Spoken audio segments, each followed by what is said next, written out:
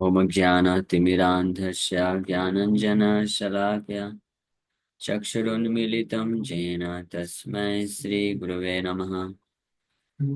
नमो विष्णुपादाय कृष्णप्रेष्ठाय भूतले श्रीमते भक्तिवेदान्त स्वामिनिति नामिने। नमस्ते सारस्वते देवे गौरवाणी प्रचारिणे निर्विशेष शून्यवादी पाश्चात्य देश तारिणे नित्यानंद नमस्तुभ्यं प्रेमानंद प्रदायिने कलौ कल्मषनाशाय जानवापतये नमः। नमो महावदन्याय कृष्ण प्रेम प्रदायते कृष्णाय कृष्ण चैतन्य नामने गौरतुसे नमः। जय श्री कृष्ण चैतन्य प्रभु नित्यानंद श्री अद्वैत गदाधर श्रीवासादि गौर भक्त वृंदा। हरे कृष्णा कृष्णा कृष्णा हरे हरे हरे राम राम राम हरे हरे। हरे कृष्णा। आप सभी भक्तों का हार्दिक स्वागत है आज के गौर कथा में। हम लोग चर्चा कर रहे हैं आदि लीला चैप्टर 10 और इसका वर्स नंबर 11। श्री चैतन्य महाप्रभु को भक्ति कल्प वृक्ष से कंपेयर की। श्री चैतन्य महाप्रभु भक्ति कल्प तरु कल्प वृक्ष हैं और उनकी अनेकों अनेकों शाखाएं जो उनके भक्त के रूप में प्रकट होते हैं। तो द्विशाखार उपशाखाय तासवर गणन जारे ग्रहे महाप्रभु सदा संकीर्तन। There is no counting the sub branches of these two branches. Sri Chaitanya Mahaprabhu held congregational chanting daily at the house of Srivas Pandit.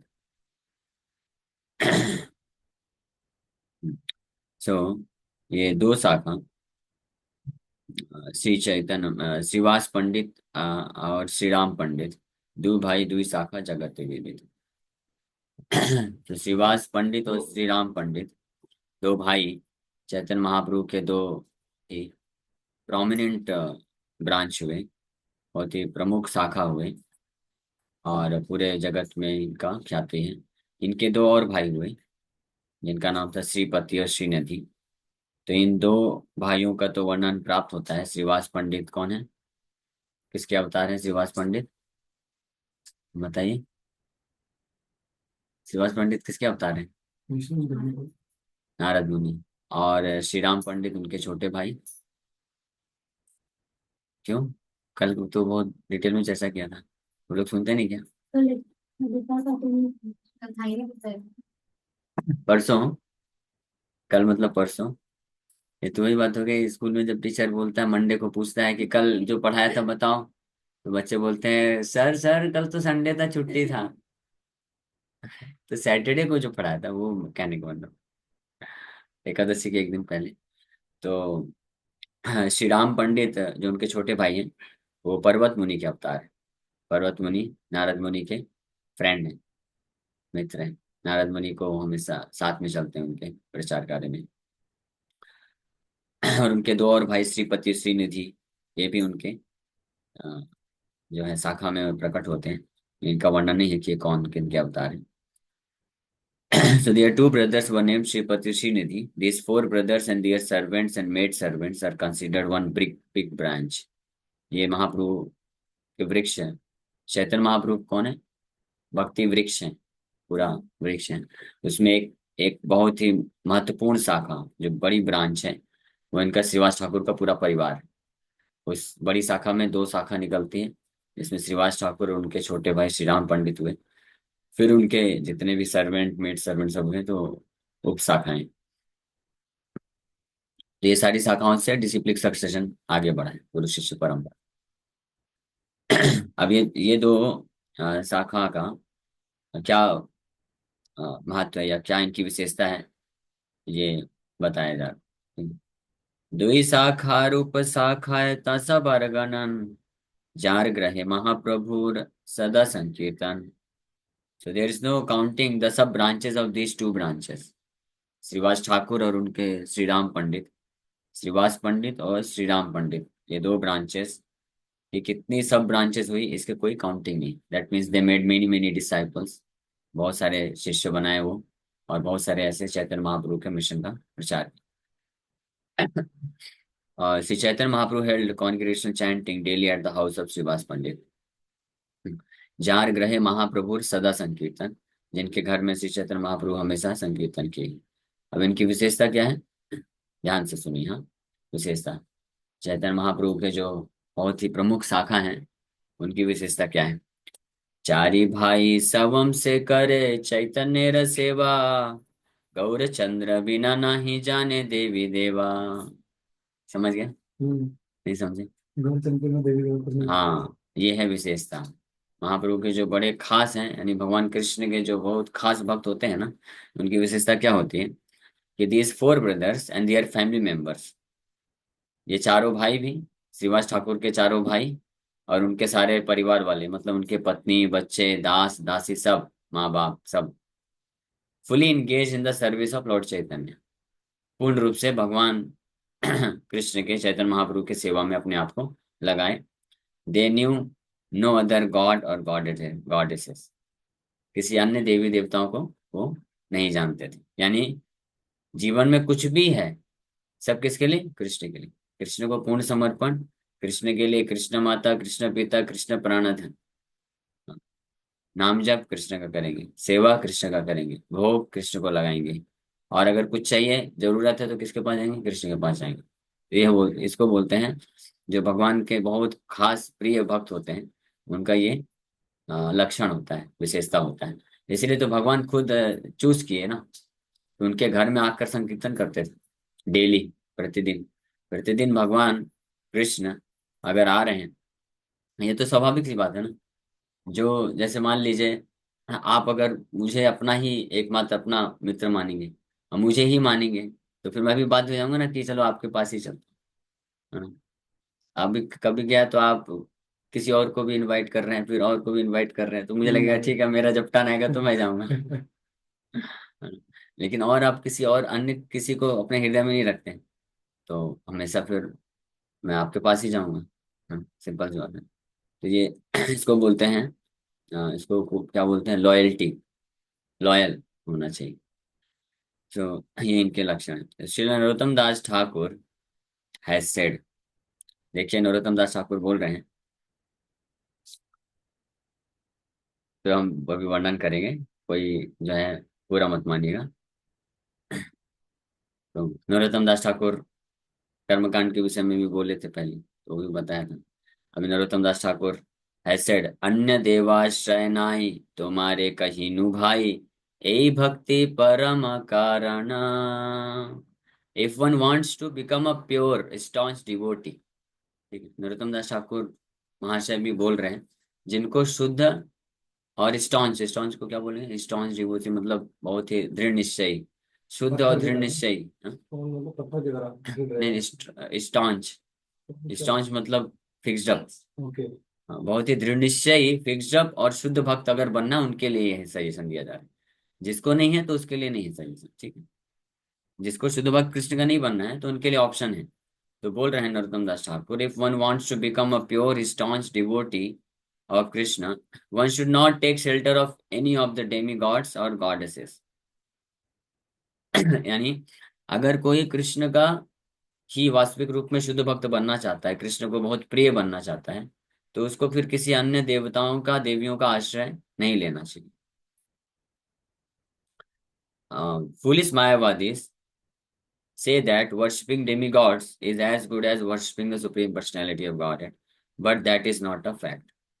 लेकिन कुछ मायावादी होते हैं, फुलिस, कुछ मतलब फुलिस मायावादी, जो मूर्ख मायावादी लोग होते हैं, तो उनका ऐसा मानना है, पंचोपासना जो करते हैं, ऐसे अनेकों लोग हैं पंचोपासना करते। पंचोपासना मतलब पांच देवताओं को एक साथ पूजा करते हैं। हम तो देखिए उसी क्षेत्र से आए हैं, इसलिए बोलने में कोई वो नहीं है। एमपी, यूपी, बिहार, ये तीन प्रदेश ऐसे हैं, और भी जगह हैं, लेकिन ये तीन ऐसे जगह हैं जहाँ पे घर में जाएंगे तो ऑल्टर में सारे ब्रह्मांड के जितने भी देवी देवता होंगे, सबका निवास स्थान रहता है। बड़े उदार हृदय के होते हैं, सबको आश्रय दे के रखते हैं। मेरे पिताजी तो नहीं है ना, वो देख लेता हूँ, नहीं तो फिर भड़क जाएंगे। नहीं है, ठीक, अच्छी बात। तो माता जी पर है लेकिन। माता जी तो बहुत, माता जी कोई फर्क नहीं पड़ा, माता जी तो अभी शुद्ध भक्ति मार्ग में। हाँ, माता जी रिप्रेजेंट करती है, उन्हें नहीं हमारे समझते। पिताजी सुबह सुबह घंटी हिलाते थे, अगरबत्ती चलाते थे, एक तरफ से चालू होता था, तो एक एक देवताओं का नाम लेकर के फाइनली हरि नारायण मुरारी कृष्ण के सब तक चलता था। तो लेकिन जो शुद्ध भक्त होते हैं, स्टॉन्च डिवोटी होते हैं, वो केवल कृष्ण का आश्रय लेते हैं। वो जानते हैं कि भगवान कृष्ण और भगवान नारायण वो सारे देवताओं के स्रोत हैं, सारे देवतागण उनके आश्रय में रहते हैं, तो उनके सेवक हैं। इसलिए वो केवल एकमात्र कृष्ण का आश्रय लेते हैं। जैसे उदाहरण के लिए, हालांकि देवतागण भगवान के अंश हैं, भगवान के दास हैं, हाँ, लेकिन फिर भी अगर हमको कुछ जरूरत है, कुछ चाहिए, तो हमको डायरेक्ट भगवान के पास जाना चाहिए। जैसे मान लीजिए कोई पिताजी है, उसका बहुत बड़ा बिजनेस है, बहुत बड़ा है, और उसके 10-12 बच्चे हैं। आजकल तो नहीं होते, लेकिन पहले के समय में होते थे। हाँ, 10-12 बच्चे होते थे।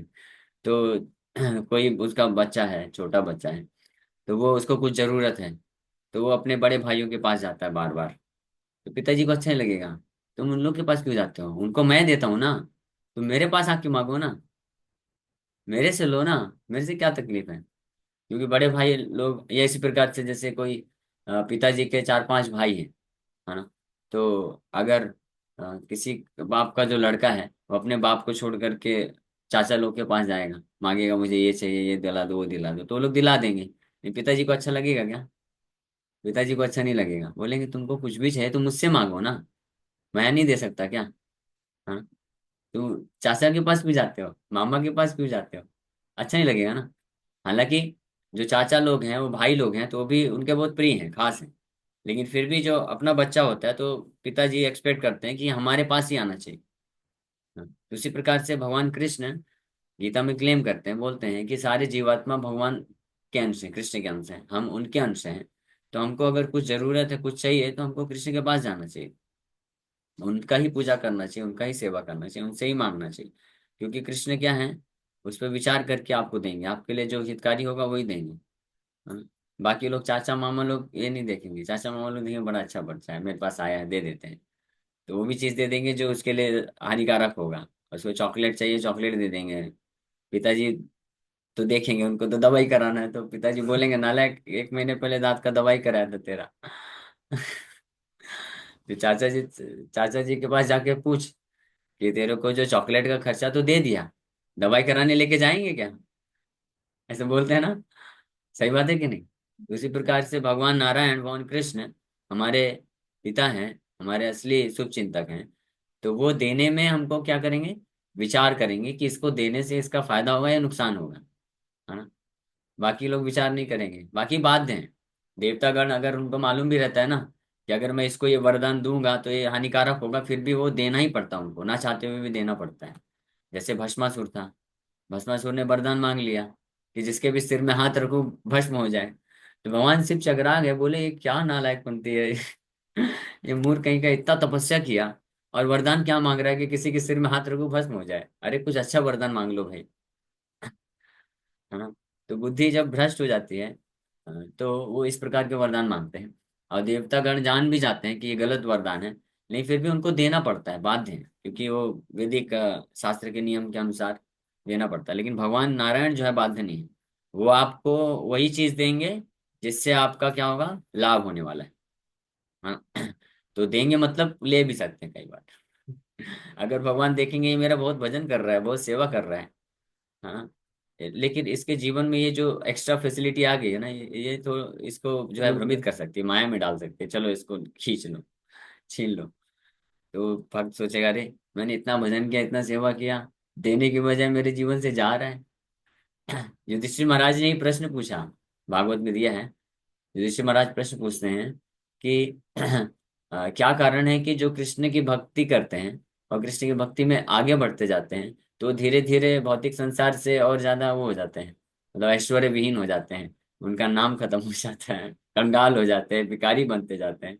और भगवान शिव के जो भक्त हैं, वो जितना उनका पूजा करते हैं उतना उनके पास ऐश्वर्य आता जाता है। तो युधिष्ठिर महाराज पूछे कि कृष्ण तो लक्ष्मीपति हैं, तो लक्ष्मीपति के जो सेवक हैं वो भिखारी कंगाल बन जाते हैं, और जो खुद कंगाल हैं भगवान शिव कुछ नहीं रखते हैं, विरक्त रूप में बढ़िया बैठे रहते हैं, रहने के लिए घर भी नहीं है ना, और पहनने के लिए बस एक पहनते हैं बस, है ना।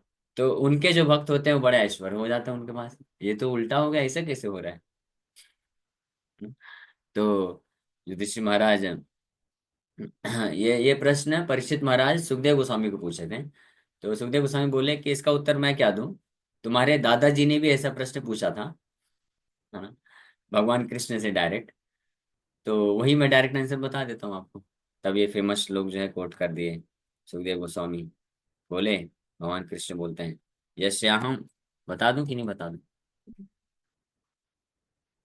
यस्याहम, यस्या अहम अनु हरिष्ये तद्धनम शनय, हरिष्ये तद्धनम शनय, यस्याम अनु, गूगल बाबा सर्च नहीं कर पाए। हरिष्ये तद्धनम, हाँ आ गया। 10th canto 88 chapter verse number 8। Shri भगवान उवाच, भगवान कृष्ण बोल रहे हैं, यस्याहम अनुगृणामि हरिष्ये तद्धनम शनय, ततो अधनम त्यजन्तस्य स्वजना दुःख दुःखितम। भगवान बोल रहे हैं कि if I especially favor someone, I gradually deprive him of his wealth. Then the relatives and friends of such a poverty-stricken man abandon him. In this way he suffers one distress after another. जब मैं specially किसी के ऊपर favour करता हूँ तो मैं उसको भौतिक ऐश्वर्य से क्या कर देता हूँ, विहीन कर देता हूँ। और उसके कारण उसके जो सगे संबंधी मित्र दूर हो बंधु जाते होते हैं। हैं उसको ऐसा निकम्मा समझ करके सब त्याग देते हैं। तो जब सब त्याग देते हैं तो बड़ा दुख, एक के बाद दूसरा दुख पे दुख झेलता रहता है। फिर क्या होता है? एक ही हाँ। आश्रय कृष्ण। स यदा वितथोद्योगो निर्विन्नास्यात् धनेह्या मत्परः कृतमैत्रस्य करिष्ये मदनुग्रहम्। When he becomes frustrated in his attempts to make money and instead befriends my devotees, I bestow my special mercy upon him. तो इस प्रकार से तो वो इतना जल्दी छोड़ता नहीं है। वो बहुत प्रयास करता है कि वापस से ये जो ब्रेकअप हुआ है, मित्र बंधु लोग छोड़ दिए हैं, त्याग दिए हैं, तो वापस से अटेम्प्ट पूरा करता है कि पैसे बनाऊं, संतुष्ट करूं अपने सगे संबंधियों को। लेकिन सारे अटेम्प्ट उसके जब फ्रस्ट्रेट हो जाते हैं, फेल होते जाते हैं, तब वो क्या करता है, then instead he befriends my devotees, तब मेरे भक्तों के संग में आता है, मेरे भक्तों के साथ दोस्ती करता है। और तब मैं अपनी स्पेशल मर्सी उसके ऊपर प्रदान करता हूँ, मैं अपनी इस विशेष कृपा उसको देता हूँ। तद ब्रह्म परमम सूक्ष्मम चिन्मात्रम सदनंतकम विज्ञात्मतया धीरा संसारात् परिमुच्यते। A person who has thus become sober fully realizes the absolute as the highest truth, the most subtle and perfect manifestation of spirit, the transcendental existence without end. In this way, realizing that the supreme truth is the foundation of his own existence, he is freed from the cycle of material life. इस प्रकार से भवबंधन से वो अ, निकल जाता है बाहर। इस प्रकार से तो हाँ, वही बोल रहे हैं। वहीं दूसरी ओर बोल रहे हैं, because I am difficult to worship, इसलिए डिफिकल्ट, अतो मामसु दुराराध्यम हेत्वा अन्यान् भजते जना, ततस्ता आसुतोषेभ्यो लब्ध राज्यस्योद्भता मत्ता प्रमत्ता वरदान विषमयन्त्यवजानते। भगवान कृष्ण खुद बोल रहे हैं भागवत में, बोल रहे हैं because I am difficult to worship. Difficult to worship मतलब कि मेरे को पूजा करता है तो उसका गुस्सा होता है। जो इच्छा होती है वो तो पूर्ति होती नहीं है, कुछ और ही हो जाता है। तो लोग जो है फिर मेरा वर्शिप नहीं करते हैं। पीपल जनरली अवॉइड मी, मुझे साधारणतः सामान्य रूप से लोग अवॉइड कर देते, छोड़ देते हैं, and instead worship other deities, और अन्य देवताओं के पास जाके पूजा करते हैं। हु आर क्विकली सेटिस्फाइड, जो कि थोड़ा भी अगर कोई जो पूजा कर दे तो संतुष्ट हो जाते हैं। So when people receive kingly opulences from these deities, they become arrogant, intoxicated with pride, and neglectful of their duties. They dare to offend even the demigods who have bestowed benedictions upon them. तो भगवान बोल रहे हैं किस प्रकार से मैं जो असली हित करता हूँ, इसलिए मैं उनको ऐसे ऐश्वर्य प्रदान नहीं करता हूँ जिसमें वो लोग मत हो जाएं, पागल हो जाएं, नशे में चूर हो जाएं, और अहंकार वश जो है गलत गलत काम पाप करने लग जाएं, और इस तरह बंधन में फंस जाएं। तो मैं इस प्रकार का ऐश्वर्य नहीं देता हूँ अपने भक्तों को, जो मुझ मेरा उपासना करते हैं, पूजा करते हैं। तो फिर जनरली जो इस प्रकार की भौतिक इच्छा रखते हैं, तो वो लोग फिर अन्य देवताओं का आश्रय लेते हैं। और वो देवता जो है जल्दी संतुष्ट हो जाते हैं और उनको बहुत सारा ऐश्वर्य प्रदान करते हैं। वो ऐश्वर्य प्राप्त करके वो लोग एरोगेंट हो जाते हैं। मतलब एरोगेंट क्या बोलेंगे? एटीट्यूड वाला अहंकारी। अहंकार। अहंकारी हो जाते हैं और नशे में चूर हो जाते हैं और अपने कर्तव्यों को जो है भूल जाते हैं, छोड़ देते हैं, पाप कर्म करने लग जाते हैं। और यहाँ तक कि जिन देवताओं से उनको ऐश्वर्य मिला उन देवताओं के प्रति अपराध करना चालू कर देते हैं। जैसे भस्मासुर हो गया। हाँ, और ऐसे और कौन, ऐसे अनेकों असुर हुए हैं जो अपने खुद के जो देवता जिनसे आशीर्वाद मिला है उन्हीं का फिर बाद में नहीं सुनते हैं। तो इस प्रकार से वो नरक का रास्ता खोल लेते हैं। तो ये स्थिति हो जाती है, तो इसलिए भगवान नहीं देते हैं। यहाँ पे बोल रहे हैं तो foolish Mayavadi say that worshipping demigod is as good as worshipping the supreme personality of god, but this is not a fact. भगवान ये मना करते हैं। गीता में भगवान स्पष्ट बताते हैं कि कुछ लोग का ये मानना है कि आप किसी का भी पूजा करो, अंतिम लक्ष्य तो वही प्राप्त होना है, मुक्ति ही मिलना है, मोक्ष ही मिलना है। लेकिन ऐसा नहीं है। यान्ति देवावृता देवान् पितॄन् यान्ति पितृवृता भूतानि यान्ति भूतेज्या मद्याजिनो अपि माम्। बोलते यान्ति देवा, यान्ति मतलब जाओगे। यान्ति देवा, देवताओं के लोक में जाओगे अगर आप देवताओं का पूजा करोगे। पितरों का पितृन् मतलब यान्ति पितरों में पितृव्रता, जाओगे। पितरों का पूजा करोगे तो पितृ जहाँ पे वहां पे जाएंगे। भूत पे करेंगे, भूत में हाँ, जाओगे। भूत पिशाचों का पूजा करोगे तो जो वहां पे है वहां पे जाओगे। और लेकिन मेरा पूजा करोगे तो मेरे पास आओ। हाँ, तो अब हमको डिसाइड करना है कि इसके कहाँ जाना है। तो देवतागण, पितृगण और भूत पिशाच जो है ये सब भौतिक संसार के अंदर ही कहीं न किसी लोक में रहते हैं। तो उनका पूजा करने से हम उनको प्राप्त करेंगे।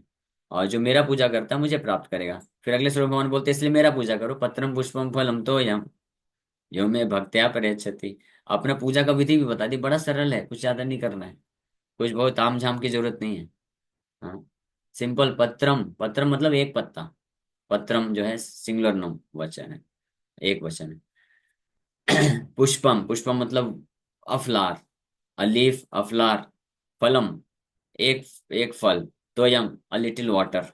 इतना भी अगर आप दे सकते हो, बट कंडीशन भगवान बस एक ही चीज रखते हैं, यो में भक्त्या प्रेषति, विथ लव एंड डिवोशन, भक्ति के साथ आप बस दे दो।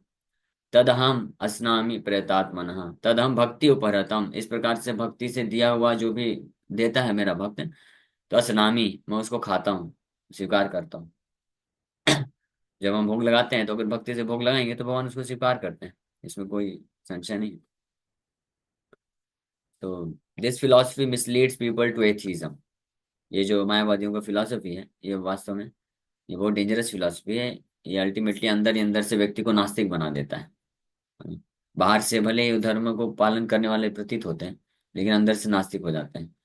One who has no idea what god actually is thinks that any form he imagines और any rascal he accepts can be God.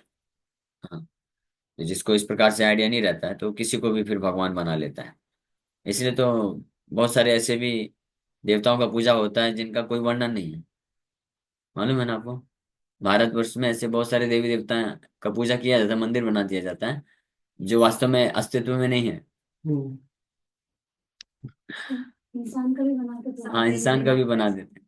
एक एक ऐसे देवी का नाम मालूम है हाँ, जो अस्तित्व में नहीं है? मुझे मालूम है। कौन? दो तीन है, बहुत सारे हैं ऐसे तो। अब हाँ। तो नौ दुर्गा में बोले संतोषी माता का नाम नहीं आता, हाँ, तो जय संतोषी जय माता नहीं है। संतोषी माता वो बना उनका दिए। भी नहीं है। नहीं, संतोषी माता करके कोई देवी नहीं है, लेकिन तुलसी वैसे। माता की तो कोई देवी नहीं है। हाँ, तो लेकिन ऐसे। 9 देवी तो है ना। हाँ, 9 देवी हैं, वो नहीं बोल रहे हैं।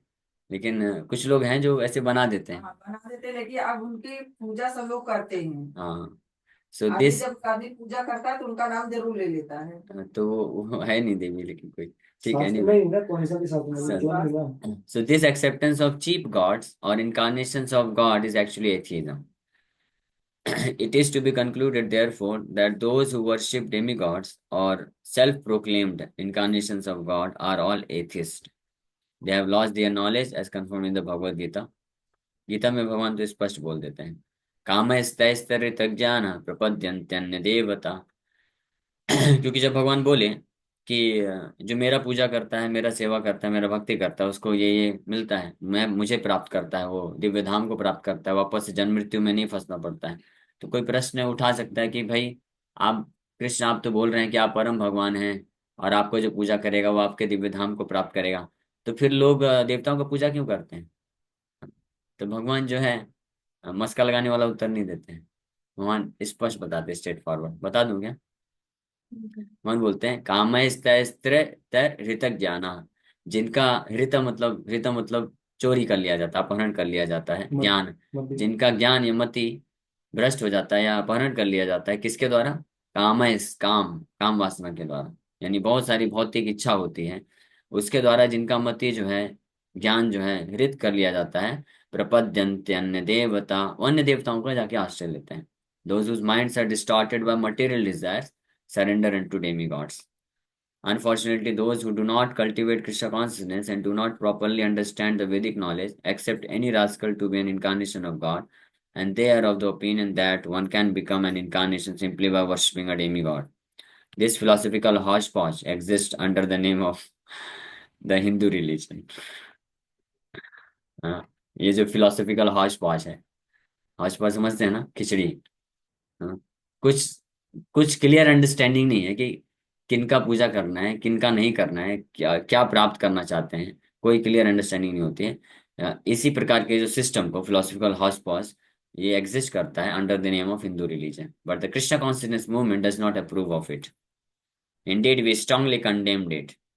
Such worship of demigods and so-called incarnation of God should never be confused with the pure Krishna consciousness movement. Pure शुद्ध कृष्ण भावनामृत जो आंदोलन है, ये पूर्ण रूप से शुद्ध है। यही सनातन धर्म है जिसमें शास्त्र की जो शिक्षा प्रदान की जाती है कि अपने जीवन के वास्तविक लाभ को प्राप्त करने के लिए, वास्तविक लाभ क्या है कि हम वापस इस भौतिक जगत में ना फंसे, जन्म मृत्यु के चक्कर से वाप छूट जाएं, ये वास्तविक लाभ। और ये जो लाभ है केवल और केवल भगवान कृष्ण का पूजा करने से या सेवा करने से प्राप्त होता है। ऐसा भगवान शिव भी पद्म पुराण में जो है वर्णन करते हैं, माता पार्वती को बताते हैं कि मुक्ति ददाति इति मुकुंदा अत्र न संशय, कि मुक्ति जो है, बाकी चीजें तो अन्य देवता दे सकते हैं, आपको भौतिक सुख सब समृद्धि दे सकते हैं, देवताओं के लोग भी प्राप्त हो सकते हैं, सब कुछ मिल सकता है देवताओं की कृपा से, पूजा करने से खूब पैसा मिल जाएगा, धनम देही जन्म देही सुंदरीम देही गाड़ी देही नौकरी देही, जो जो चाहिए सब मिल जाएगा। लेकिन एक चीज नहीं दे सकते देवता लोग, क्या? मुक्ति मुक्ति नहीं दे सकते हैं। उसके लिए भगवान शिव खुद बोलते हैं कि मुक्ति केवल और केवल भगवान मुकुंद मुकुंद का की पूजा इच्छा है। करने से मिल सकती है और किसी से नहीं मिल सकती। इसलिए फिर भगवान शिव पार्वती माता को बोलते हैं आराधना नाम सर्वेशाम विष्णु आराधनम परम। आराधना नाम सर्वेशाम, सभी आराधनाओं में सर्वश्रेष्ठ किसकी आराधना है? विष्णु भगवान विष्णु की आराधना है। लेकिन उससे भी एक श्रेष्ठ आराधना बोलते हैं, तस्मात् परतरम देवी, उससे भी श्रेष्ठ है तदीयानाम समर्चनम, भगवान कृष्ण के शुद्ध भक्तों का पूजा करना उससे भी ज्यादा श्रेष्ठ है। यानी शुद्ध भक्तों के चरण कमलों में आश्रय लेकर के भक्ति सेवा करना वो सर्वश्रेष्ठ कहलाता है। तो ये सारे शास्त्रों का ऐसा निष्कर्ष है। इसलिए जो बुद्धिमान होते हैं वो इधर उधर भटके बिना डायरेक्ट पूर्ण रूप से कृष्ण का आश्रय लेते हैं और अपने जीवन को सफल बना लेते हैं। Okay, thank you very much. इसमें किसी को कोई प्रश्न है तो पूछ लीजिए। हरे प्रभु, कृष्ण। आपने जैसे बताया कि बाकी देवता जो है भौतिक चीजें प्रोवाइड कर सकते हैं जो भी मटेरियल लाइफ में, और पीस, मुक्ति का मतलब यहाँ पे पीस से है ना, अल्टीमेट पीस जो हमें चाहिए एज अ सोल। नहीं, मुक्ति का मतलब ये जन्म मृत्यु के चक्कर से छुटकारा, वो असली मुक्ति। और टेम्परेरी जो है पीस, माता जी का क्वेश्चन है कि बाकी देवी देवताओं से तो सुख सुविधा मिल सकती है, लेकिन मुक्ति जो आपने बताया, तो मुक्ति का मतलब क्या है? पीस ऑफ माइंड है। मुक्ति का मतलब बस पीस ऑफ माइंड नहीं है। पीस ऑफ माइंड कभी हो ही नहीं सकता भौतिक संसार में, माइंड के पीसेस होते रहते हैं बस, और कुछ नहीं होता है ना। मुक्ति का अर्थ है कि भौतिक संसार के बंधन से मुक्त हो जाना, दोबारा जन्म नहीं होना चाहिए, जन्म मृत्यु के चक्कर से छुटकारा प्राप्त करना, उसको मुक्ति बोलते हैं। और ये किसी भी देवता में ये कैपेसिटी नहीं है देने के लिए, क्योंकि वो खुद बंधन में है। हाँ, वो खुद जो है भौतिक ब्रह्मांड के नियम है। क्षीणे पुण्य मर्त्य लोकम विशंति, जो देवी देवता हैं उनका भी जब पुण्य खत्म हो जाता है तो वो भी मृत्यु लोक में आकर के मनुष्य शरीर धारण करते हैं फिर से। फिर पुण्य करेंगे तो देवता बनेंगे, पाप करेंगे तो फिर नीचे जाएंगे। मतलब आप में से भी अगर कोई अच्छा पुण्य कर सकता है ना, तो आप भी बड़े बड़े देवा देवी देवता बन सकते हैं। और फिर अपने आपके फॉलोवर हो सकते हैं, उनको आशीर्वाद दे सकते हैं। लेकिन आप वही आशीर्वाद दे सकते हैं जो आपके पास है। आप अगर खुद मुक्त नहीं है तो कैसे मुक्त कर सकते हैं? नहीं कर सकते। भागवत में मेंशन है, मुझे पता मेंशन है, हाँ। है। हाँ। भागवत में उनका क्या नाम है, खड़वांग महाराज और मुचुकुंद महाराज, ये दोनों। खड़वांग महाराज देवताओं की तरफ से युद्ध किए थे। सोचिए, देवता इतने पावरफुल हैं, लेकिन फिर भी एक एक ऐसी परिस्थिति आ गई असुरों के साथ जब युद्ध चल रहा था, कि उनको भी खड़वांग महाराज से मदद लेने आनी पड़ी। भगवान नारायण को कभी सुना है किसी से मदद लेना है? कुछ मदद लेने की जरूरत है। भगवान नारायण को सृष्टि चलाने के लिए ब्रह्मा जी को पैदा करना था, तो लक्ष्मी जी से भी मदद नहीं ली। बोले कोई टेंशन नहीं, ब्रह्मा उत्पन्न करना है, लो उत्पन्न कर दिए। कोई संसार में हो सकता है ऐसा व्यक्ति? हाँ। तो वो है भगवान नारायण। ही सेल्फ सेटिस्फाइड, उनको कोई जरूरत नहीं, किसी की जरूरत नहीं। तो खटवांग महाराज जब युद्ध किए देवताओं के साथ उनको मदद किए, असुरों के ऊपर विजय प्राप्त हो गई। फिर देवतागण बहुत प्रसन्न हो गए, बोले बहुत अच्छा, आप हम बहुत भाग्यशाली, आपके प्रति आभारी हैं। हाँ। आप कुछ वरदान मांगिए। तो देवतागण खुद बोल देते हैं कि आप कुछ भी मांग लीजिए, बस मुक्ति मत मांगिएगा।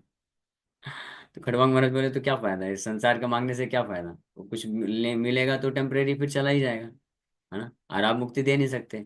तो आप एक काम करिए, बस मेरा कितना आयु शेष बचा है बता दीजिए, और फिर मुझे अयोध्या धाम में छोड़ दीजिए, मैं वहां पे जाकर के अपना काम कर लूंगा। कैसे मुझे मुक्ति प्राप्त करना है? तो बोले आपका बस एक मुहूर्त बचा है।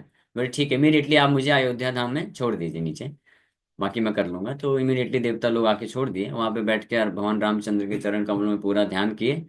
और एक मुहूर्त के बाद जैसे उनका शरीर छोड़ा, भगवान के धाम चले गए। देवतागण लोग पुष्प वृष्टि करते रह गए, बस। ये कर सकते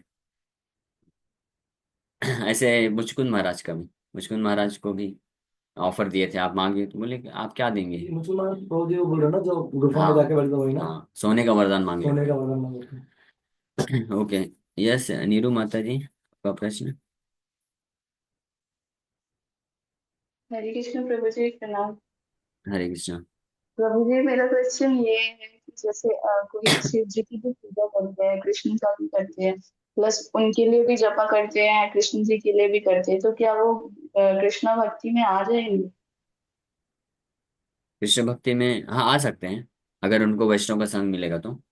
माता जी का प्रश्न है कि कोई जैसे देवी देवताओं का पूजा करते हैं, उनका भी नाम जप करते हैं, तो क्या वो भी कृष्ण भक्ति में आ सकते हैं? तो आ सकते हैं। वो देवताओं की कृपा से ही आ सकते हैं। देवतागण कौन है? वो देवतागण भी भगवान विष्णु के भक्त है ना।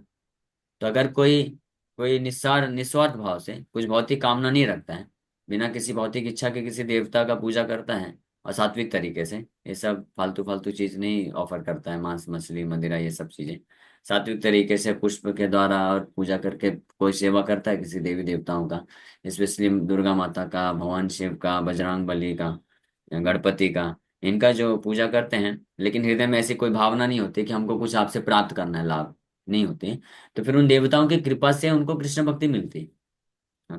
लेकिन और प्रभु जी, फिर वो देवता की कृपा से वो किसी भक्तों का वैष्णव के संग में मतलब, आते हैं, तो वो जान जाते हैं धीरे धीरे। प्रभु जी मैं हाँ, ये यस। कह रही थी कि उनको भक्तों का तो संग नहीं मिलता है फिर। तो किसको नहीं मिलता है? मैं अपनी मम्मी का ही बात कर रही हूँ, उनके बारे में ही मैं पूछ रही थी। तो वो मतलब ओके। वहां पे इस्कॉन भी नहीं है भी तो कहीं मतलब उनको आइडिया नहीं है, तो वो तो नहीं उनको जानते आप इतना कुछ भी। उनको आप प्रभुपाद जी का बुक्स पहुंचाइए। हाँ, भगवत गीता है, लेकिन पढ़ने के प्रभु लिए जी वो दीजिए। पढ़ नहीं सकते ना, वो कम पढ़े हैं। उनको क्लासेस में जोड़िए, अगर कोई हो तो सुनने के लिए जोड़िए, जैसे ऑनलाइन क्लासेस के माध्यम से वो सुन सकते हैं। हाँ। और आप भी उनको बताइए कि आप देवताओं का पूजा कर रहे हैं, अच्छी बात है, लेकिन साथ में देवता भी जिनका पूजा करते हैं उनका भी पूजा करिए। तो साथ में उनको देवताओं का पूजा करने से मना मत करिए शुरू में। उनको बोलिए कि साथ में कृष्ण का भी पूजा करिए, इससे देवतागण और प्रसन्न होंगे। क्योंकि भगवान शिव खुद जो है भगवान राम का नाम जप करते हैं। तो जो शिव जी का पूजा करता है, भक्ति करता है, तो उसको आप बोलिए कि आप भी अगर हरे कृष्ण महामंत्र राम का नाम जप करेंगे, तो शिव जी तो और प्रसन्न हो जाएंगे ना। कि अरे मेरे स्वामी मेरे आराध्य देव भगवान राम हैं, उनका ये भक्ति कर रहा है, बहुत अच्छी बात है, इसको डबल आशीर्वाद दूंगा। तो ऐसे उनको कन्विंस करिए कि आप शिव जी का भी नाम जप कर रहे हैं, साथ में हरे कृष्ण मंत्र भी जप करिए, तो उससे और प्रसन्न होंगे। वो दोनों जब करते हैं। हाँ, तो ठीक है, उनको करने दीजिए, धीरे धीरे हाँ हो जाएगा। और आप समझाइए। ठीक जी प्रभु। है। यस, पलक माता जी। हरे कृष्णा प्रभु जी, पंचांग प्रणाम। बहुत हरे सारे कृष्ण। क्वेश्चन है प्रभु, लेकिन अब एक ही। पूछ लीजिए। प्रभु, जैसे आपने कल बताया था बीजेएमएल क्लास में कि जो लोग इवन हरे कृष्णा महामंत्र भी जाप करते हैं और उनके मटेरियल डिजायर्स होते हैं, तो वो भी कर्म कांड में कंसिडर होता है। अ, हाँ, बट वो तो बेटर कर्म कांड है। अभी इनिशियली तो डिजायर्स भरे पड़े हैं अंदर, चाहते हैं भक्ति में आगे बढ़ना, हाँ, कृष्णा को ही चाहते हैं, लेकिन कुछ ना कुछ चीजें ऐसी रहती है कि एम्बिशियस करियर को लेकर या फिर फैमिली के लिए अफेक्शन, तो वो सारी डिजायर्स का मतलब कैसे वो कन्वर्ट हो सकती है। तो तो ये जो, हाँ मैं समझ गया माता जी का प्रश्न है कि जो लोग कृष्ण का भक्ति करते हैं लेकिन कृष्ण से भी भौतिक लाभ प्राप्त करना चाहते हैं, तो वो भी कर्म कांड में आएगा क्या? तो उसको भी 10 नाम अपराध में 8वां नाम अपराध यही है कि अगर भगवान के नाम का जप, कोई कृष्ण का नाम भी जप करता है कुछ भौतिक लाभ को प्राप्त करने के उद्देश्य से, तो वो कर्मकांडीय कार्य समझ करके करता है, तो वो भी एक अपराध है। तो लेकिन शुरू की अवस्था में तो निश्चित रूप में जो भी व्यक्ति रहते हैं या तो दुखी होते हैं या तो कुछ इच्छा होती है, तो वो इस भाव से कृष्ण के नाम जप करते हैं तो वो चलेगा। लेकिन धीरे धीरे जैसे वो वैष्णव के संग में आते हैं तो उनको जब ज्ञान मिलता है तो धीरे धीरे फिर उनको छोड़ना चाहिए और आगे बढ़ना चाहिए। हाँ, तो नामापराध से नामाभास फिर शुद्ध नाम तक जाना चाहिए। तो अगर कोई भौतिक इच्छा को पूरा करने के लिए भी कृष्ण का नाम जप करता है तब भी उसको नाम जप कंटिन्यू करते रहना चाहिए, क्योंकि नाम जप करने से हृदय शुद्ध होगा। फिर धीरे धीरे फिर वैष्णव का संग करेगा तो उनसे पता चलेगा कि भाई हमको कृष्ण का नाम जप कुछ भौतिक लाभ प्राप्त करने के लिए क्यों करना, भगवान तो वैसे ही दे रहे हैं ना, और कुछ मांगना क्यों? हमको जो भगवान हमको सब कुछ दे रहे हैं तो उनका सेवा करने के लिए मुझे नाम जप करना चाहिए। तो इस तरह से बुद्धि थोड़ा शुद्ध होती जाएगी, जैसे स्पष्ट हो जाएगा तो वो फिर अपने आप वो लाइन में आ जाएंगे, है ना। तो इसलिए सारे शास्त्रों में इनकरेज किया गया है कि अगर कोई भौतिक इच्छा भी है किसी को तो भी उसको कृष्ण का भक्ति करना चाहिए, कृष्ण का नाम जप करना चाहिए। भौतिक इच्छा है तो मांग लीजिए, कृष्ण से मांग लीजिए, तो वो बेस्ट है। हजारों गुना ज्यादा अच्छे हैं उन लोगों से जो भगवान को छोड़ करके अन्य किसी के पास जाते हैं मांगने के लिए। जैसे उदाहरण के लिए बच्चों को तो माँ बाप से कुछ मांगने की जरूरत नहीं है। जो जरूरत है माँ बाप जो अपने आप पूरा करते हैं। हाँ, लेकिन अगर मांगना ही है तो ठीक है, अपने माँ से मांग लो, बाप से मांग लो, पड़ोसी के पास मत जाओ। मांगना ही है तो मांग लो, कोई दिक्कत। लेकिन अच्छा बच्चा तो वो है कि जो मांगता नहीं है, केवल एक ही चीज मांगता है, पिताजी बताओ मैं आपका कैसे सेवा कर सकता हूँ, आपका धंधा मैं कैसे अच्छे से संभाल सकता हूँ। हाँ, लेकिन पिताजी का जो धंधा है उसको छोड़ करके दूसरा धंधा करने जा रहा है तो वो अच्छा नहीं है। अपने पिताजी से माता जी को कैसे सेवा कर सकते हैं वो पूछना चाहिए। वो बेस्ट सबसे अच्छा लड़का है। लेकिन अगर सबसे अच्छा फर्स्ट क्लास लड़का नहीं बनना तो सेकंड क्लास बन जाना चाहिए कि चलो ठीक है, माँ बाप से पूछना चाहिए कि आप हमारा क्या सेवा कर सकते हो, करो तो थर्ड क्लास तो नहीं बनना चाहिए कि माँ बाप को छोड़ करके किसी अन्य के पास जा करके मांगे। तो इसलिए वो भी अच्छा है कि अगर कृष्ण का भक्ति कोई करता है भौतिक लाभ प्राप्त करने के लिए तो कृष्ण उसको भगवान कृष्ण क्या बोलते हैं सुनिए। भगवान तो बोलते हैं जो भगवान कृष्ण का भक्ति करता है, नाम जप करता है ये क्या बोलते हैं, भौतिक लाभ प्राप्त करने के लिए, तो भगवान बोलते हैं आमा भजे विषम आगे। मुझे भजेगा 20 मांगने का ऐसा। हाँ, हाँ बोलते सर। हैं कृष्ण कहे आमा भजे मांगे विषय सुख अमृत छाड़ी विष मांगे ए बड़ा मूर्खा। भगवान बोलते हैं, Krishna says, if one engages in my transcendental loving service, but at the same time wants the opulence of material enjoyment, he is very, very foolish। हाँ, वो बहुत ज्यादा मूर्ख है। जो मेरा मेरा भजन करता है, मेरा सेवा करता है और साथ में इस भौतिक संसार के इंद्र तृप्ति इंद्रिय भोग को मांगता है, तो बहुत मूर्ख है। क्यों? क्योंकि he is just like a person who gives up ambrosia means nectar to drink poison. ये उस व्यक्ति के जैसे है जैसे कि जो अमृत छोड़ करके विष पीना चाहता है। लेकिन भगवान आगे फिर क्या बोलते हैं सुनिए। तो वो तो बड़ा मूर्ख है, तो जो मूर्ख है तो बेचारा मूर्खता ही करेगा ना। मूर्ख व्यक्ति से क्या एक्सपेक्ट कर सकते, मूर्खता ही करेगा।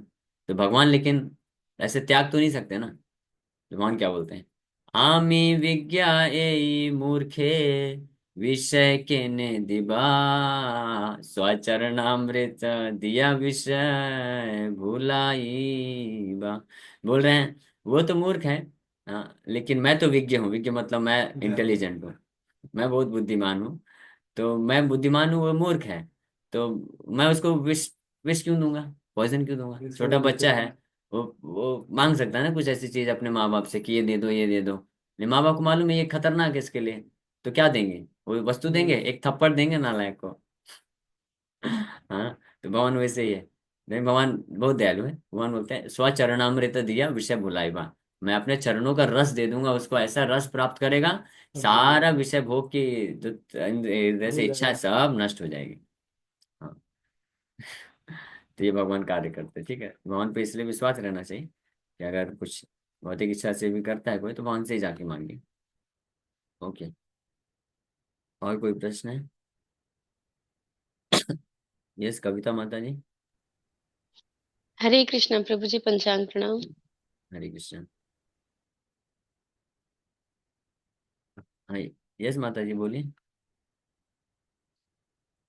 जो भी है खत्म होने के बाद वो फिर से इसी लोक में आएंगे जब तक मुक्ति नहीं मिलती। अच्छा, तो आपका जो प्रश्न जहाँ तक मैं समझ पाया, आपने ये बोला कि जो महादेव का पूजा करते हैं तो शिव उनको क्या शिव जी का लोक मिलता है, और वहाँ वो मिलता है, तो वहां से फिर क्या होता है उनका ना? वो खत्म होने के बाद फिर से नहीं चाहते, वही कोई हाँ, प्रश्न तो इसमें अलग अलग कंडीशन है। अगर कोई शिव जी का प्रामाणिक तरीके से पूजा करेगा ना, मतलब ये अघोरी बाबा जैसा नहीं। हाँ, शिव जी परम वैष्णव है, तो वो ये सब मांस मछली मदिरा पान भांग ये सब नहीं खाते पीते हैं। ये बड़ा मिसकंसेप्शन है, स्पेशली अगेन एमपी यूपी वगैरह। भांग पिलाते हैं, शिव जी को भांग बड़ा प्रिय है। अरे तुमको कैसे मालूम भांग बड़ा प्रिय है? हम जैसे जो मेरे जैसे जो नालायक भक्त है, अभी भक्त बना नहीं है कृष्ण का, वो भी चाय भी नहीं पीता है, तो शिव जी भांग पियेंगे? शिव जी परम वैष्णव है, सारे भगवान विष्णु के सारे वैष्णव में सर्वश्रेष्ठ वैष्णव है। तो भांग तो छोड़ दीजिए, आप उनको अगर कोई खाद्य पदार्थ पत्रम पुष्प फलम स्वयं भी देंगे, तो पूछेंगे तुलसी नहीं दिख रहा है, कृष्ण को भोग लगाया कि नहीं लगाया? बिना कृष्ण को भोग लगाए वो नहीं खाते हैं। हाँ, तो फिर ये जो भांग हो गया, मांस मछली हो गया, मदिरा हो गया, तो ये कौन खाता पीता है जब शिव जी को चढ़ाते हैं? तो ये शिव जी उसके के लिए। जो, हाँ, शिव जी के जो अनुचर है ना, कौन है, भूत पिशाच लोग हैं, वो सब खाते हैं, उनको बांट देते हैं, क्योंकि उनको तो सात्विक आहार खाने को पसंद नहीं होगा। वो थोड़ी ना दो दाल राइस रोटी सब्जी खाएंगे, फल फूल खाएंगे, उनको तो यही सब खाना है। लेकिन उनको अभी पालन पोषण तो करना है ना, तो शिव जी इसलिए स्वीकार कर लेते हैं जो ये सब चढ़ाता है भोग में, मांस मछली मदिरा भांग ये सब। तो शिव जी इसको स्वीकार करके अपने भूत प्रेतों की जो प्रेतों की टोली होती है उसको खिला देते हैं। और जो सामने वाला व्यक्ति सोचता है कि देखो शिव जी का महाप्रसाद मिल रहा है, शिव जी का महाप्रसाद नहीं मिल रहा है, वो भूत प्रेतों का महाप्रसाद मिल रहा है। वो महाप्रसाद खा रहे हैं। तो लेकिन जो सात्विक तरीके से उनका पूजा करते हैं, तो वो शिव जी के लोक को प्राप्त करते हैं। फिर वहां पे शिव जी उनको भागवत कथा सुनाते हैं, भगवान शिव उनको भागवत कथा सुनाएंगे, कृष्ण भक्ति कराएंगे, कृष्ण का नाम जप कराएंगे, और फिर वहां से भगवान के धाम भेजेंगे। तो ये उनका कार्य है, वो वैष्णव है ना, उनको वैष्णव संप्रदाय से जोड़ देते हैं फिर। प्रभु जी, मैंने सुना था कि जो ना जो अपर प्लेनेटरी सिस्टम होता है, पहले ग्राउंड फ्लोर में आना होता है तभी गेट से बाहर निकल सकते हैं। जैसे बिल्डिंग का एग्जांपल लिया था, उसमें मान लीजिए 7 फ्लोर है, तो उसे वापस ग्राउंड फ्लोर पर आना पड़ेगा, फिर बिल्डिंग से बाहर निकल सकता है। तो वैसे ही जो अर्थ है, मतलब फिर से मृत्यु लोक में आना होता है, फिर यहाँ से भक्ति करके फिर कोई धाम को प्राप्त कर सकता है। तो नहीं, ये ऐसा लेक्चर। जरूर है ना। अच्छा। भागवत भागवत में वर्णन है कि जब सृष्टि का विनाश होता है, तो उस वक्त ब्रह्मा जी समेत उनके जो ब्रह्मलोक के निवासी होते हैं, तो जो कृष्ण के भक्ति करते हैं, भक्त होते हैं, तो उनको वापस से मृत्यु संस्कार में नहीं आना पड़ता है, वो वहीं से डायरेक्ट भगवान के धाम चले जाते हैं। तो ऐसा जरूरी नहीं है कि जो अन्य लोगों में हैं, देवतागण हैं या ब्रह्मलोक में ब्रह्मा जी उनके उनके साथ के गण हैं, तो उनको भक्ति करने के लिए वापस से पृथ्वी में आना पड़ेगा, फिर भक्ति करके जाना पड़ेगा। अगर उनका भक्ति पूरा होता है तो वो वहीं से भी जा सकते हैं, है ना। ऐसे अनेकों प्रमाण हैं। जैसे वो नल कुंवर और मणिग्रीव, उनको श्राप मिला, फिर जब वो मुक्त हुए कृष्ण का कृपा से, तो अपने लोकों में जाते हैं, और वहां पे अपनी ड्यूटी जो कर्तव्य है देवता की वो कंप्लीट करते हैं, फिर वहां से वो भगवान के धाम को प्राप्त करते हैं। ऐसे ब्रह्मलोक से भी जो ब्रह्मा जी के साथ उनके जितने भी फॉलोअर्स हैं, वहां से डायरेक्ट भगवान के वैकुंठ को प्राप्त करते हैं, अगर शुद्ध भक्ति प्राप्त कर लेते हैं तो। ठीक है। ओके, नेक्स्ट क्वेश्चन, आराधना रूपनी देवी माता जी।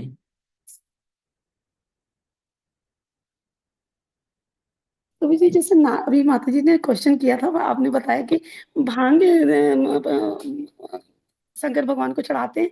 तो आजकल पंडित लोग भी मतलब ऐसा करते हैं, नॉर्मल पूजा कराते हैं तो वो भी मतलब भांग चढ़वाते हैं, तो ये सब गलत ना है प्रभु जी? हाँ तो गलत ही है ना, नशा, नशा तो अलाउड नहीं है। ये सब झूठा सा भी मतलब पूजा करें ये सब शंकर देखिए, भगवान एक का। मिनट, ये सब भी शास्त्रों में वर्णन है। तो तमोगुणी शास्त्र होते हैं, तमोगुण लोगों के लिए, सतोगुण रजोगुण लोग के लिए होते हैं। तो जो तामसिक प्रकार की पूजा होती है, भगवान शिव गीता में बताते हैं, भगवान कृष्ण गीता में बताते हैं कि this is called worship in the mode of ignorance. तमोगुण में इसको पूजा बोलते हैं, जिसमें वो अपने आराध्य देवताओं को मांस मछली मदिरा ये सब चढ़ाते हैं। तो इसका फिर रिजल्ट भी फिर तमोगुण ही होता है। वो इस भव विभव बंधन से छुटकारा नहीं प्राप्त करते हैं। हाँ जी, हाँ ये जी। सब उचित नहीं है। जो जो मुक्ति प्राप्त करना चाहते हैं तो वो भगवान विष्णु का, भगवान नारायण का सतोगुण तरीके से पूजा करते हैं, वर्शिप करते हैं। अब वो मुक्ति के मार्ग में फिर आगे बढ़ते हैं। और जो रजोगुण और तमोगुण तरीके से पूजा करते हैं, जिनका किसी किसी पुराण में वर्णन किया गया है, तो उससे फिर वो लोग मुक्ति मार्ग में नहीं आ सकते हैं। वो लोग फिर जो है उसके अनुरूप जो है उनका जो जो भी रिजल्ट है वो प्राप्त करते हैं, भव बंधन में फंसे रहते हैं। ठीक है, तो इसलिए वैष्णव के लिए ये सब नहीं है। तो प्रभु जी हम लोग को भी जैसे पंडित जी लोग जैसे पूजा कराते हैं, तो हम लोग को भी जब भांग की मतलब रिक्वायर करते हैं वो लोग, तो मतलब वहाँ उनको नहीं देना चाहिए ऐसा मतलब? नहीं, आपको इस प्रकार की पूजाओं में सम्मिलित ही नहीं होना चाहिए। वैष्णवों को तो यहाँ तक मना किया जाता है कि देवताओं का सतोगुण में भी पूजा नहीं करना चाहिए, जिसको कर्मकांड बोलते हैं। कर्मकांड मतलब देवताओं का पूजा सात्विक तरीके से किया जाता है, तो उससे वो पुण्य प्राप्त करते हैं, और पुण्य प्राप्त करके स्वर्ग इत्यादि लोगों को प्राप्त करते हैं। तो वैष्णव तो सात्विक तरीके की जो पूजा है देवताओं की वो भी नहीं करते हैं। तो अब और जो तामसिक तरीके की पूजा तो फिर दूर की बात है। तो ये वैष्णव को पूरी तरह से अवॉइड करना चाहिए, नहीं करना चाहिए। केवल कृष्ण का पूजा करना चाहिए, कृष्ण का भक्ति करना चाहिए, कृष्ण पे आश्रित रहना चाहिए। ठीक प्रभु है। जी लेकिन ओके, कुछ पूजा तो हम लोग करते हैं ना देवी देवता की, जैसे तीज वगैरह है और कुछ है देखिए तो कुछ आप जो परिवार करते के। हैं, जो करना पड़ता है, तो भक्ति विनोद ठाकुर रिकमेंड करते हैं कि गृहस्थ भक्तों को कभी कभी कुछ ऐसे लौकिक दृष्टिकोण से करने की आवश्यकता पड़ती है, तो उसको वैष्णव पद्धति के अनुसार करना चाहिए। और वैष्णव पद्धति के अनुसार करने का अर्थ है कि आप पहले कृष्ण का पूजा करिए, कृष्ण को भोग अर्पण करिए, फिर उसी सामग्री को लेकर के फिर जो भी आप जो किसी देवी या देवता के लिए करते हैं, तो भगवान कृष्ण का महाप्रसाद उनको अर्पण करिए। तो इस प्रकार से वैष्णव लोग कर सकते हैं। ठीक है, अगर ऐसे समाज में हम रहते हैं जहाँ पे ये सब बाध्यता होती है कुछ करने के लिए। लेकिन कभी भी जो अवैष्णव पद्धति। यस, यस वर्तिका माता जी, आपका प्रश्न। नेटवर्क गया था प्रभु आपका पूरा। प्रभु जी आवाज नहीं थी, हरे फिर से कृष्णा पूछिए। प्रभु जी, हाँ पंचांग हाँ नाम। हाँ, तो मैंने उत्तर दे दिया ऑलरेडी कि अगर गृहस्थ भक्तों को कुछ कारण से लौकिक जो है लोग लौकिक दृष्टिकोण से कुछ देवी देवताओं का पूजा करना भी होता है, तो उसको वैष्णव पद्धति से करना चाहिए। मतलब पहले कृष्ण को अर्पण करना चाहिए, फिर वो अन्य देवी देवताओं को ऑफर करना चाहिए। ठीक, ओके। यस वर्तिका माता जी।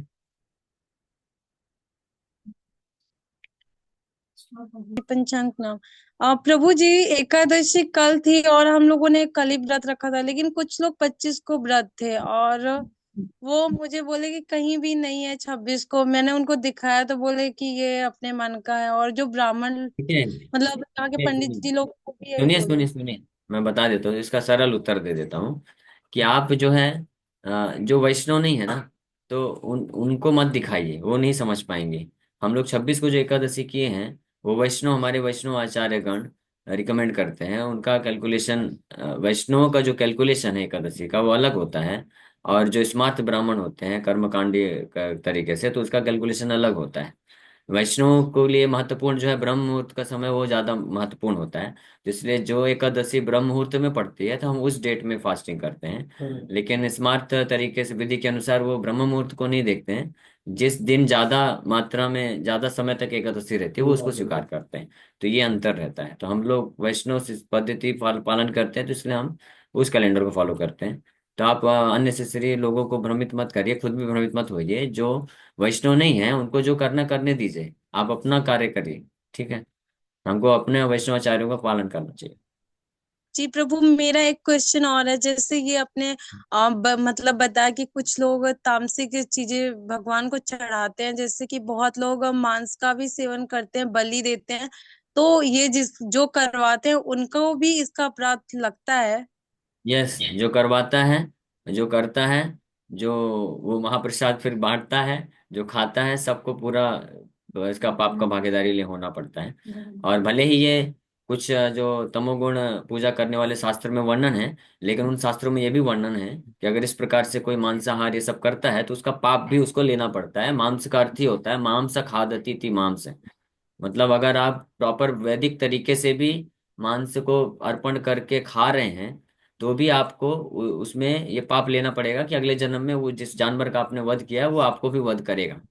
ये स्पष्ट शास्त्रों में भी लिखा रहता है।